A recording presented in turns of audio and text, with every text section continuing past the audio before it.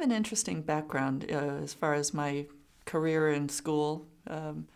So in my younger years, because of all my piano performing and practicing, I didn't go to school in the traditional sense. I would go in very concentrated spurts, and then I had the chance to travel around the world, and I also had the chance to meet some of the world's renowned musicians and artists. So I thought that was normal, that I would sit down with Pinka Zuckerman, a great violinist, for dinner, or Misha Dichter, a great pianist. So I had unusual access as a young woman. And then I graduated high school a little bit earlier than most people.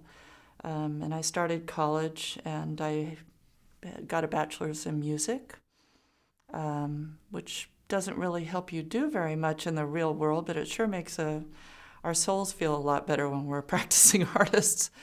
Not only did I get a bachelor's, then I went and got a master's in music as well. So I was fairly proficient and lived around the country while I was studying.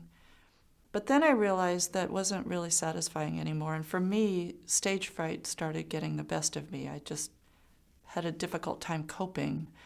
So I thought, and it may sound shallow, but one thing I used to always do when I was a little girl, I'd look at my dad's Forbes magazines. These are business magazines that were on the coffee table.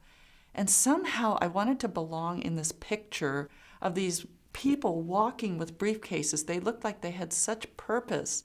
And they're walking in front of, big skyscrapers, windows, dark blue windows. And I wanted to be a part of that world, and I didn't know why. But I ended up going back to school and got a graduate business degree. And that's when I started my business life. And I've been active in my business life ever since.